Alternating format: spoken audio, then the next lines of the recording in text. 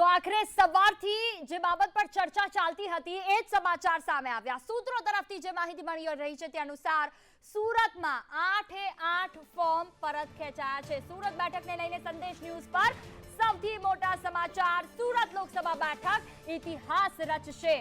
કેમ કે જે રીતે અન્ય 8 ઉમેદવારો તેઓ ફોર્મ પરત ખેંચશે કે નહીં તે પ્રકારના સમાચારો હતા।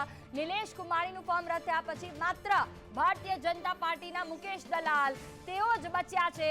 બાકીના જે 8 ઉમેદવારો અપક્ષમાંથી હતા તમામે પોતાના ફોર્મ પરત ખેંચ્યા છે। કુલ 9 ઉમેદવારો, એમાંથી ભાજપના મુકેશ દલાલ સિવાયના તમામ લોકોએ ફોર્મ પરત ખેંચ્યા। થોડા સમય પહેલા જ્યારે જનતા પ્રચાર માટે નીકળ્યા હતા મુકેશ દલાલ, સંદેશ ન્યૂઝના રિપોર્ટરે તેમને સવાલ કર્યો કે તમે બિનહરીફ થશો કે કેમ। તેમણે કહ્યું કે અગાઉથી આ બાબતને લઈને કંઈ પણ ટિપ્પણી કરવી એ યોગ્ય નથી, એ કાલ્પનિક કહેવાશે, પરંતુ અમે ખુદ ચૂંટણી લડવા ઈચ્છીએ છીએ અને જંગી બહુમતીથી। જો કે બિનહરીફ થયા છે। દેશમાં ભાજપ સુરતની પ્રથમ બેઠક કે જે બિનહરીફ થઈ છે।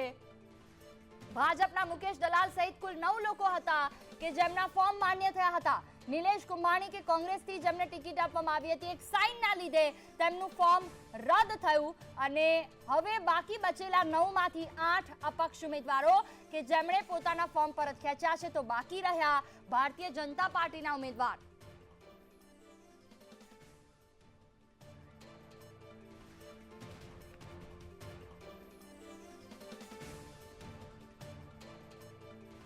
વધુ માહિતી સાથે સુરતથી સંવાદદાતા આઝમ સાલે અમારી સાથે જોડાયા છે। સીધા તેમની પાસે જઈશું। અત્યાર સુધી જે અટકળો હતી આઝમ, અને આખરે એવું જ થયું, 9 ઉમેદવારોમાંથી ભાજપને બાદ કરતા 8 ફોર્મ પરત ખેંચ્યા।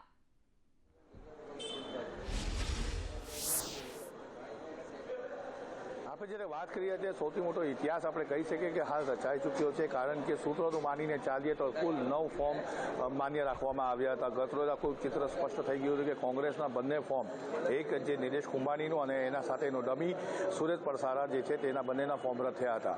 એટલે કુલ જે હતા કાલ સુધીના ફોર્મ 9 માન્ય થયા હતા। 9માં એક ફોર્મ જે છે તે ભારતીય જનતા પાર્ટીના મુકેશ દલાલનું માન્ય હતું। અન્ય જે ફોર્મ માન્ય કરવામાં આવ્યા હતા તેમાં Bahujan Samaj party, Sardar Vallabhbhai party, global republican party, Lok party અને 4 અપક્ષના ઉમેદવારના ફોર્મ માન્ય કરવામાં આવ્યા છે। કુલ જે 9 ફોર્મ છે તે તમારી સામે હું અહીંયા મૂકી રહ્યો છું। આ 9 ફોર્મનું ચિત્ર તમારી સામે દેખાઈ રહ્યું છે। 9 ફોર્મ પૈકીના 8 ફોર્મ ખેંચી લેવામાં આવ્યા છે એવી પૂરેપૂરી શક્યતાઓ અને ચર્ચાઓ અને જાણકારો જણાવી રહ્યા છે। આ 9 પૈકીના અંદર તમારી સામે છે કે ભારતીય જનતા પાર્ટીના મુકેશ દલાલનું માત્ર હવે ફોર્મ રહી ગયું છે। એટલે આ ચૂંટણી સુરત લોકસભાની નહીં થાય તેવી પૂરેપૂરી જાણકારો આ વાત જણાવી રહ્યા છે। આપણે હાલ જે ઊભા છે એ જગ્યા છે ઇલેક્શન કમિશનની કચેરીના બહાર જ ઊભા છે। પોલીસ બંદોબસ્ત તમારી સામે દેખાઈ રહ્યો છે। ત્યારે હું તમને જણાવી રહ્યો છે સુરત લોકસભા બેઠક પર ઇલેક્શન નહીં થાય તેવી પૂરેપૂરી શક્યતાઓ સેવાઈ રહી છે।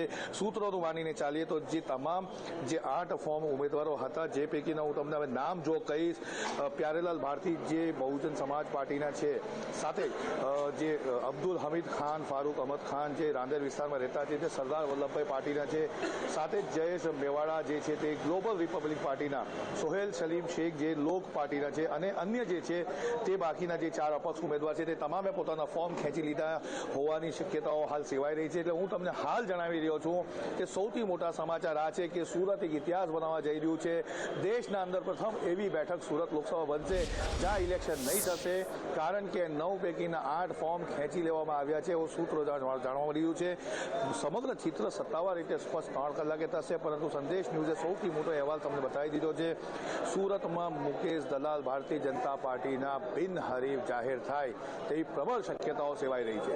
જી બિલકુલ, વાત કરીએ આઝમ તો સુરત કે જે એક એવું સિટી છે કે જ્યાં અન્ય રાજ્યોમાંથી આવેલા લોકો પણ ઉધના સહિતના વિસ્તારોમાં વસે છે, તેના સમીકરણોની વાત કરીએ તો પાટીદારો પણ એટલા જ સક્ષમ છે। આ તમામની વચ્ચે હવે સવાલ એ થાય કે જો એ બિનહરીફ થાય છે તો ભારતીય જનતા પાર્ટીને તો સીધો ફાયદો છે, પરંતુ બીજી તરફ જે જનતા છે તેમણે પણ જો કદાચ જે ના ઈચ્છતી હોય, થોડી ઘણી પણ અન્ય પાર્ટીમાં જવા માંગતી હોય, તેમણે પણ એક્સેપ્ટ કરવું પડશે કે હવે ભારતીય જનતા પાર્ટીના જ જે ઉમેદવાર છે તેમના સાંસદ।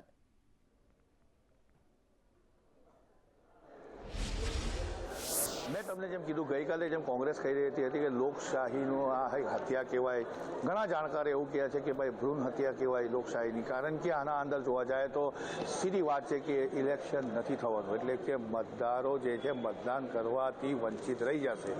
લોકશાહીના અંદર મતદાન જે છે એ એક મોટો પર્વ માનવામાં આવતો હોય છે. એવા એક સિનિયર પત્રકાર છે તેમને પણ જણાવ્યું હતું.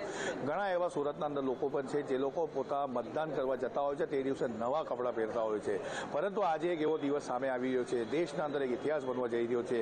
સુરત લોકસભા બેઠક પર ચૂંટણી નહીં યોજાશે તેવી પ્રબળ શક્યતાઓ છે અને સંદેશ ન્યૂઝ સૌથી મોટો ખુલાસો કરી રહી છે જનતા જનાર્દનને કે સુરત લોકસભા બેઠકની જે આપણે વાત કરી રહ્યા છે એ બિનહરીફ ભારતીય જનતા પાર્ટીના ખોળામાં સીધી જીત આવશે. મુકેશ દલાલ એક માત્ર હવે એવા ઉમેદવાર છે જે હાલ દેખાઈ રહ્યા છે રેસના અંદર, કારણ કે બાકીના જે 8 ઉમેદવાર છે જે અલગ અલગ પાર્ટી અને 4 અપક્ષ ઉમેદવાર છે તે પોતે પોતાના ફોર્મ પરત ખેંચી લીધા છે એવી સૂત્રો દ્વારા માહિતી મળી રહી છે. ચિત્ર સ્પષ્ટ થતા 3 વાગશે, પરંતુ હું અત્યારે તમને જણાવી રહ્યું છે સંદેશ સૌથી મોટો સમાચાર આપી રહ્યું છે ન્યૂઝ ચેનલ કે સુરત લોકસભા એક ઇતિહાસ બનાવવા જઈ રહ્યું છે. વગર ઇલેક્શને ભારતીય જનતા પાર્ટી જીતશે. જી બિલકુલ આઝમ, અપડેટ માટે આપણી પાસે પાછા ફરીશું, જોડાયેલા રહેજો અમારી સાથે. તો ભાજપે સુરતની પહેલી એવી બેઠક એમના હાથમાં હશે કે જે બિનહરીફ થઈ શકે છે. સંદેશ ન્યૂઝ પર આ સૌથી મોટા અને પહેલા સમાચાર આપના સુધી ટીવી સ્ક્રીન પર આપને દર્શાવી રહ્યા છે. નિલેશ કુમાણી કે જેમનું ફોર્મ રદ થયું હતું, જે બાદ તેમણે કહ્યું હતું કે આ લોકશાહીની હત્યા છે. 8 જેટલા ફોર્મ જે મુકેશ દલાલ સિવાય પણ બાકી હતા. સવારથી સતત ચર્ચા હતી કે 8 ફોર્મ પાછા ખેંચશે તો શું થશે. સુરતના આખા સમીકરણને સમજવાનો પ્રયત્ન કરીએ તો કતારગામ, ઉધના સહિતની કેટલી એવી વિધાનસભાની સીટો છે કે જ્યાં બહાર યુપી એમપીથી આવેલા લોકો કે જે વર્ષોથી અહીંયા વસવાટ કરે છે અને સુરતના થઈ ગયા છે તેઓ, અને એ સિવાયના પાટીદારોનું પ્રભુત્વ પણ સુરતમાં એટલું છે. હવે આ તમામની વચ્ચે જોતા એમ થાય છે કે જો મુકેશ દલાલ ભારતીય જનતા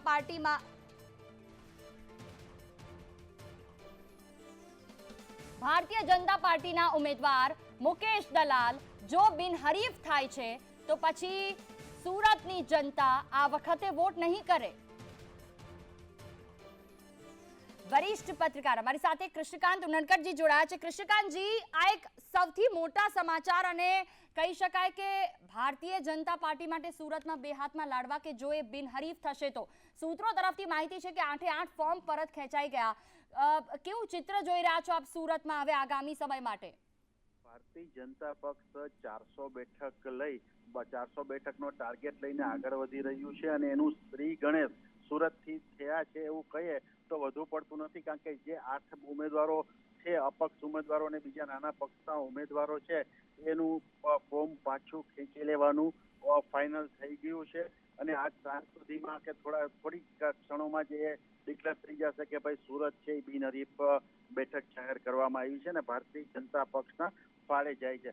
હકીકતે તો જો આખા તમે સમગ્ર ચિત્રની વાત કરો ને તો જ્યારથી નિલેશ કુંભાણીએ કોંગ્રેસના ઉમેદવાર તરીકે ફોર્મ ભર્યું ત્યારથી આખી જે ગોઠવણ હતી એ થઈ ગઈ હોય એવું ચિત્ર લાગે છે.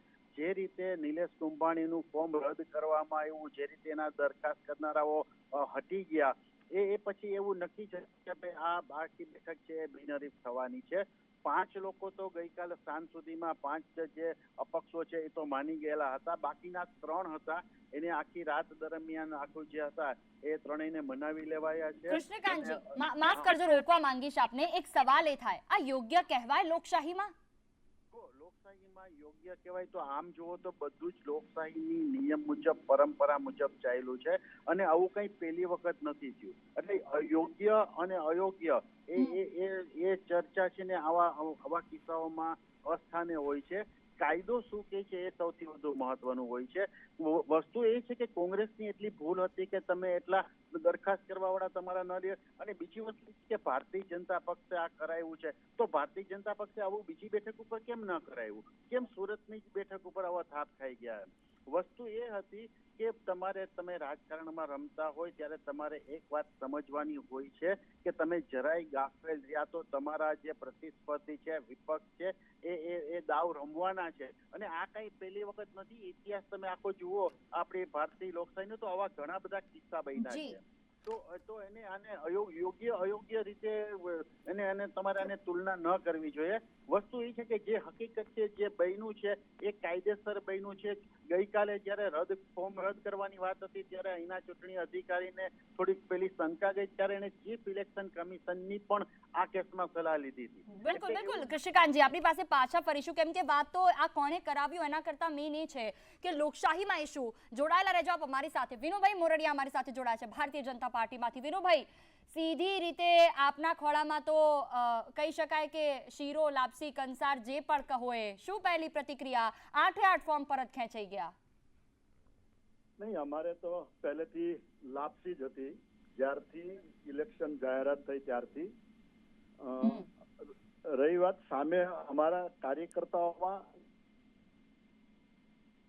જી જી કોઈ હતું જ નહીં, એટલે ભારતીય જનતા પાર્ટીમાં સુરત સીટ માટે પહેલેથી લાપસી હતી. દેશભરમાં લાપસી અને શીરો બધું છે. વિનુભાઈ, સુરત એક એવી બેઠક કે જ્યાં અનેક લોકો, મતલબ બહારથી આવેલા લોકો પણ રહે છે જે વર્ષોથી સુરતના થઈ ગયા. પાટીદાર પ્રભુત્વ ધરાવતી આ સીટ છે. જો બિનહરીફ થાય તો હવે ચૂંટણી જ નહીં થાય. લોકશાહી માટે જો આપણે પક્ષને કોઈ માન્યમાં ન રાખીએ તો શું કહેશો આપ એક નેતા તરીકે? આ યોગ્ય કહેવાય? એ જવાબદારી કોંગ્રેસની હતી. કોંગ્રેસે એમને પોતાની રીતે ફોર્મ ભરતા નથી આવડતું. દેશ માટે શું કરે? આમાં ભારતીય જનતા પાર્ટી તો પ્રયાસ કરે છે, પરંતુ નબળી અને બિલકુલ બિલકુલ. વિનુભાઈ, આપનો અવાજ નથી આવી રહ્યો. આપ કોઈ જગ્યા પર આવી જાવ જ્યાં નેટવર્ક વ્યવસ્થિત રીતે આવતું હોય. આપણી પાસે પાછા ફરીશું, જોડાયેલા રહેજો.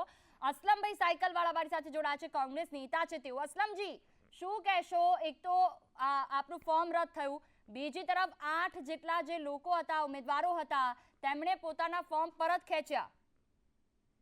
જો અત્યારે સુરતમાં છે ને ઓપરેશન લોટસ કરી રહ્યા છે ભાજપ, અને ભાજપ જે છે તે લોકશાહીને કે ભારતીય બંધારણને માનવા સ્વીકારવા તૈયાર નથી. એનો ઉત્તમ દાખલો એમને સુરત લોકસભામાં પૂરું પાડ્યું છે.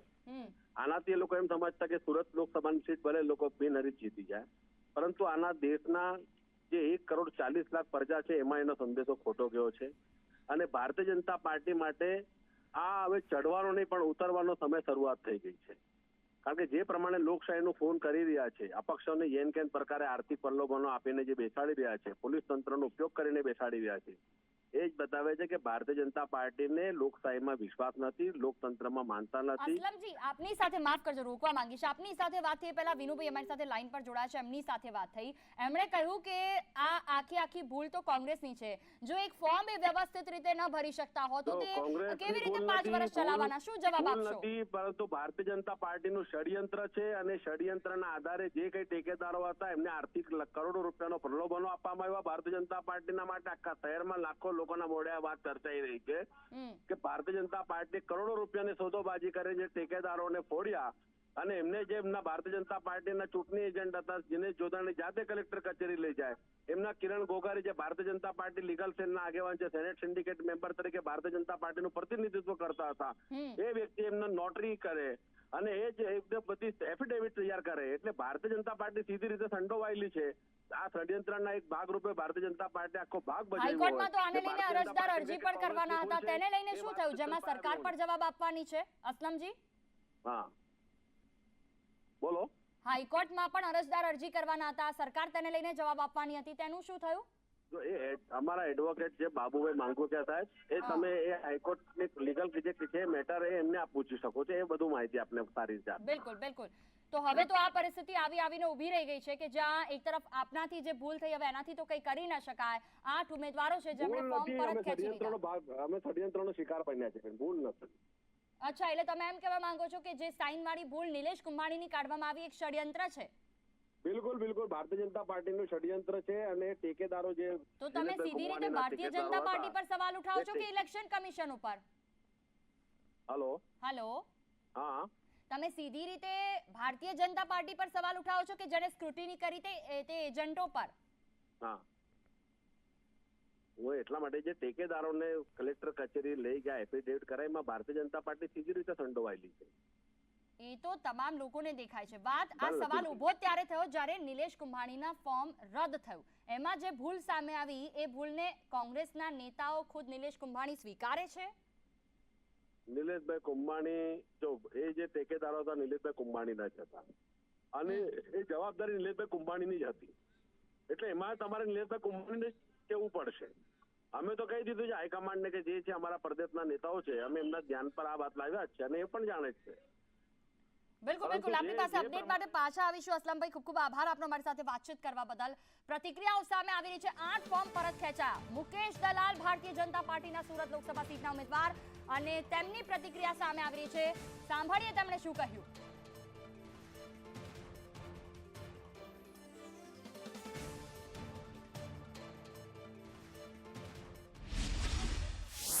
તે ઇતિહાસ રચવા જઈ રહી છે કારણ કે બાકી રહેલા 8 ફોર્મ છે તે પણ ખેંચાયા છે. સૂત્રોથી હવાલો મળી રહ્યો છે ત્યારે લોકસભાના ઉમેદવાર મુકેશભાઈ દલાલ છે જે હવે બિનહરીફ થશે. મુકેશભાઈ, સૂત્રોના જણાવ્યા મુજબ 8 ફોર્મ પાછા ખેંચાઈ ગયા છે. તમે બિનહરીફ લડવા જઈ રહ્યા શું કહેશો તમે? મારી પાસે હાલ કોઈ માહિતી નથી. હાલ હું કટાર ગામના મારા ચૂંટણીના તૈયારીમાં વ્યસ્ત છું. હમણાં જ મારી રેલી પૂર્ણ થઈ છે. બપોર પછી બીજી રેલીનો કાર્યક્રમ છે. જ્યારે મારી પાસે કન્ફર્મ સમાચાર આવશે ત્યારે વિષય પર હું વિશેષ વાત કરીશ. જો મુકેશભાઈ આ રીતના ચિત્ર રહેશે તો કઈ રીતની તૈયારીઓ પછી? ભારતીય જનતા પાર્ટી હંમેશા ચૂંટણીની તૈયારી જોરદાર કરતી હોય છે. અમારું લક્ષ્ય છે 7 તારીખે ભારતીય જનતા પાર્ટીની તરફેણમાં મહત્તમ મતદાન કરીને સુરત લોકસભાના ઉમેદવારને જંગી બહુમતીથી જંગી લીડથી જીતાડવો. પણ મુકેશભાઈ બિનહરીફ રહેશે તો ચૂંટણી થશે કે નહીં થશે, કેવી રીતે થશે?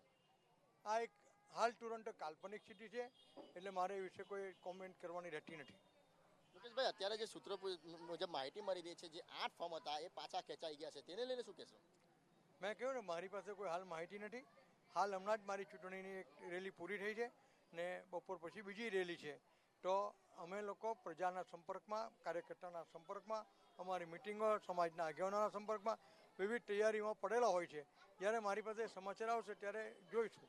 મુકેશભાઈ, જે રીતના ચિત્ર આવી રહ્યું છે, સ્પષ્ટ થઈ રહ્યું છે કે તમે બિનહરીફ લડવા જઈ રહ્યા છો, તેને લઈને શું કહેશો?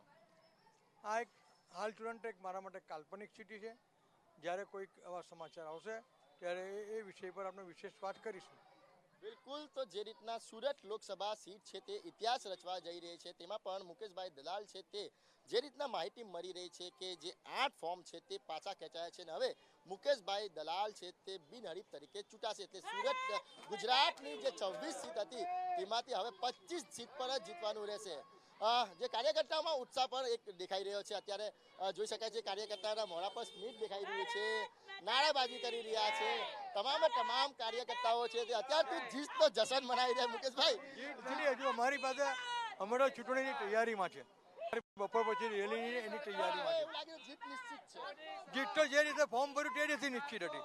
સવાલ માત્ર લીડનો જ છે અમારા માટે. હવે લીડ લે કઈ રીતે લીડ હવે અમે તો હવે જેટલા પણ અમે ઉમેદવાર રહેશે તો એને કઈ રીતે પરાસ્ત કરવા અને એમાંથી કઈ રીતે જંગી બહુમતી જીતવું એની વ્યૂહરચના બનાવી રહ્યા છે. બિલકુલ, જે રીતના માહિતી મળી રહી છે ત્યારે ભાજપમાં ત્યારે ખુશીના સમાચાર જોવા મળી રહ્યા છે, પરંતુ ગુજરાતમાં જે સુરતની સીટ છે તે ઇતિહાસ રચવા જઈ રહી છે અને આ જે મુકેશ દલાલ છે તે બિનહરીફ તરીકે હવે નોંધાશે.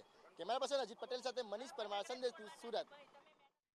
જ્યાં સુધી બપોરના 3 ન વાગે ત્યાં સુધી લાગતું નથી કે કોઈ પણ રીતે મુકેશ દલાલ કોઈ પ્રકારની પ્રતિક્રિયા આપે. તેમણે કહ્યું કે મારી પાસે પ્રોપર ઇન્ફોર્મેશન નહીં આવે ત્યાં સુધી હું કઈ વાત નહીં કરું. હા, અમે જંગી લીડથી જીતવા માટે સતત પ્રયત્ન કરી રહ્યા છે અને જીત તો ત્યારથી જ નક્કી થઈ ગઈ છે જ્યારથી ફોર્મ ભરાયું હતું.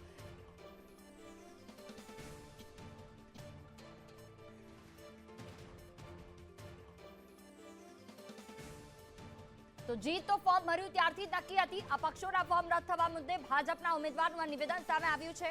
મુકેશ દલાલ જેમણે કહ્યું છે કે હજી મારી પાસે પ્રોપર ઇન્ફોર્મેશન નથી આવી. 8 થી 8 ઉમેદવારોએ ફોર્મ પરત ખેંચ્યા છે, તેને લઈને ઇન્ફોર્મેશન આવી જાય જે બાદ હું કોઈ પણ પ્રતિક્રિયા આપીશ. જ્યારથી ફોર્મ ભર્યું ત્યારથી જીત નક્કી છે. બસ જંગી લીડથી જીતવું, જનતાનો વિશ્વાસ જીતવો એ જ અમારા હાથમાં છે અને એના માટે જ અમે પ્રયત્ન કરી રહ્યા છે. એક રેલી જે તેમણે હમણાં પૂર્ણ કરી છે, બપોર બાદ બીજી રેલીની તૈયારીઓ છે. ફોર્મ રદ થયા છે કે નહીં તે મને ખ્યાલ નથી. બપોરે 3 વાગે આ તમામને લઈને ચિત્ર સ્પષ્ટ થઈ જશે, જે બાદ મુકેશ દલાલ પોતાની આ બાબત પર પ્રતિક્રિયા આપી શકે છે. સવાલ હવે ઉભો થાય છે કે સુરતમાં જો મુકેશ દલાલ બિનહરીફ થાય છે તો ભારતીય જનતા પાર્ટીના હાથમાં પહેલ થઈ ગઈ છે. પરંતુ ઘણા એવી જનતા છે સુરતની કે જે વોટ આપવા ઈચ્છતી હતી તે હવે વોટ નહીં આપી શકે. તો ત્યારે જ નક્કી હતી જ્યારે ફોર્મ ભર્યું હતું. મુકેશ દલાલનું આ નિવેદન સંદેશ ન્યૂઝ સાથે વાતચીત કરતા ને તેમણે કહ્યું છે કે જંગી લીડથી જીતવું છે, પણ હવે કોઈ ઉમેદવાર જ નથી તો કઈ લીડ, એ પણ એક સવાલ.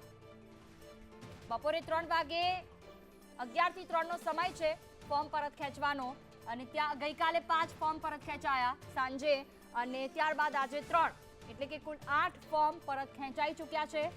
નિલેશ કુમાણીનું ફોર્મ રદ થતા જ જે ટેકેદારો હતા તે પણ ડમી હતા, એ તમામ લોકોના પણ ફોર્મ રદ થયા, જેને લઈને અસલમ સાયકલવાળા કોંગ્રેસ નેતા જેમની સાથે સંદેશ ન્યૂઝે વાતચીત કરતા તેમણે ભારતીય જનતા પાર્ટી પર સવાલ ઉઠાવ્યા. મુકેશ દલાલે કહ્યું, હું તો ચૂંટણી લડવા માટે સંપૂર્ણ તૈયાર છું.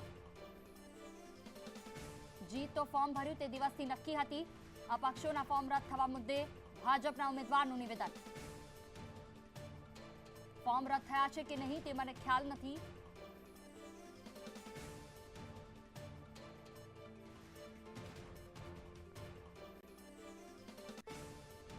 સુરતનો અત્યાર સુધીનો જે સિનારીઓ હતો કે જેમાં 10 જેટલા ઉમેદવારો કે જેઓ મેદાને હતા, નિલેશ કુમાણીનું ફોર્મ રદ થયું, 9 ઉમેદવારો બચ્યા, અને તેમાંથી મુકેશ દલાલ ભારતીય જનતા પાર્ટીમાંથી બાદ કરતા તમામ 8 ઉમેદવારોએ ફોર્મ પરત ખેંચ્યા છે. વરાછા, ઉધના, કતારગામ આ તમામ એવા વિસ્તારો છે સુરતમાં કે જ્યાં અન્ય રાજ્યોના જે મજૂર વર્ગ છે તે ત્યાં આવીને વસ્યો છે અને વર્ષોથી તે ગુજરાતી થઈ ગયો છે, સુરતી થઈ ગયો છે. તેની સાથે પાટીદારોનું પ્રભુત્વ પણ, મજૂરા વિસ્તાર કહો કે સુરતના અન્ય વિસ્તારો કે જ્યાં સૌથી વધારે તેમનું પ્રભુત્વ છે, હવે લીડને લઈને જીતવાની કે જ્ઞાતિ સમીકરણની કોઈ વાત જ ઊભી નથી થતી, કેમ કે આ તમામ જે અલગ અલગ વિસ્તારમાં રહેતા લોકો છે, અલગ અલગ જ્ઞાતિ સમીકરણો છે, એ ક્યાંય નથી રહેતા જો ઉમેદવારો જ નથી. કેમ કે હવે એક જ ઉમેદવાર મુકેશ દલાલ ભારતીય જનતા પાર્ટીમાંથી, અને પ્રજાએ સહર્ષ રીતે સ્વીકારવું જ રહ્યું. સુરત બેઠકને લઈને સંદેશ ન્યૂઝ પર સૌથી મોટા સમાચાર. સુરત લોકસભા બેઠક હવે ઇતિહાસ રચશે. આખા ભારતમાં ભારતીય જનતા પાર્ટીની સુરતની આ પહેલી એવી બેઠક કે જ્યાં તેમના ઉમેદવાર બિનહરીફ હશે. જો કે આ બાબતને લઈને મુકેશ દલાલ કંઈ પણ બોલવા માટે તૈયાર નથી. તેમણે કહ્યું કે મારા સુધી કન્ફર્મ ન્યૂઝ આવશે એ પછી હું આ બાબતને લઈને પ્રતિક્રિયા આપીશ. અમે તો જંગી લીડથી લડવા માટે, જનતાનો વિશ્વાસ જીતવા માટે પ્રચાર કરી રહ્યા છે, પરંતુ વોટિંગ જ નહીં થાય તો જંગી લીડ શેની, કેમ કે હવે કોઈ ઉમેદવાર નથી બચ્યા. સુરત લોકસભા બેઠક પર ઇતિહાસ રચાશે.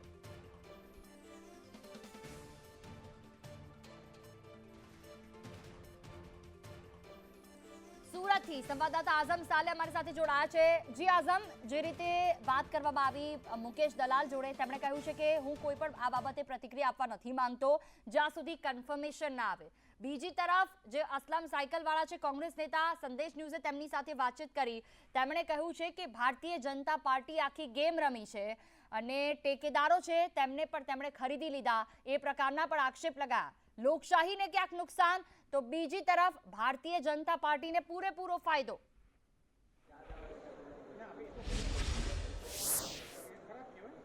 એકદમ તમારી વાત સાચી છે. મેં ફરી એકવાર કહું છું, સુરત શહેર લોકસભા બેઠકે ઇતિહાસ રચી દીધો છે. 9 ફોર્મ જે માન્ય કરવામાં આવ્યા હતા તે પૈકીના 8 ફોર્મ ખેંચી લેવામાં આવ્યા છે, અને તમારી સામે છે કે હવે મુકેશ દલાલ માત્ર એક રેસમાં હોવાથી સુરત લોકસભા બેઠક ઇતિહાસ રચી નાખશે, કારણ કે ઇલેક્શન સુરત શહેરમાં નહીં યોજાય એવું પ્રબળ શક્યતાઓ દેખાઈ રહી છે. 8 ફોર્મ પૈકીના બહુજન સમાજવાદી પાર્ટીના પણ એ વ્યક્તિ જે હતા તેમને પણ પ્યારે છે, તેમને પણ પોતાનું ફોર્મ ખેંચી લીધું છે એવું સૂત્રો જાણવા મળી રહ્યું છે. રાંદેરના જે વ્યક્તિ હતા અબ્દુલ હમીદ ખાન, ફારૂક અહમદ ખાન પઠાણ, જે સરદાર વલ્લભભાઈ પાર્ટીના હતા, તેમણે પણ પોતાનું ફોર્મ ખેંચી લીધું છે. ફરી એકવાર જણાવું છું, સત્તાવાર રીતે જાહેરાત બપોરે 3 કલાક બાદ આવશે, પરંતુ સંદેશ ન્યૂઝે સૌથી પહેલે જાહેર કરી દીધું છે. તમારી સામે છે કે સૂત્રો દ્વારા જાણવા મળી રહ્યું છે સુરત લોકસભા બેઠકે ઇતિહાસ રચી નાખ્યો છે. દેશની અંદર પ્રથમ બેઠક એવી બનીને આવશે જ્યાં ઇલેક્શન નહીં થશે. જી બિલકુલ આઝમ, એક વાત કન્ફર્મ કરવામાં આવે તો જે રીતે 8 ફોર્મ પરત ખેંચાવે એક જ બાકી રહ્યું છે, હવે પછીનો સુરતનો સિનારીઓ આપના પ્રમાણે કેવો જોવા મળશે? કેમ કે સુરતમાં આપ રહો છો, જે રીતે આપણે સૌ જાણીએ છીએ કે ત્યાંનું જ્ઞાતિ સમીકરણ શું છે, સુરતીઓ કેવા છે અને એ લોકો શું ઈચ્છે છે, કેટલા પર્સન્ટેજ એવી વસ્તી હશે કે જે ભારતીય જનતા પાર્ટી તરફ નહીં હોય, તેમનો કોઈ ઉકળાટ જોવા મળી શકે છે કે કેમ? અનેક એવી જનતા હશે કે જે ભારતીય જનતા પાર્ટી તરફી હશે, તો તેમના તરફથી ઉજવણી પણ કરવામાં આવશે.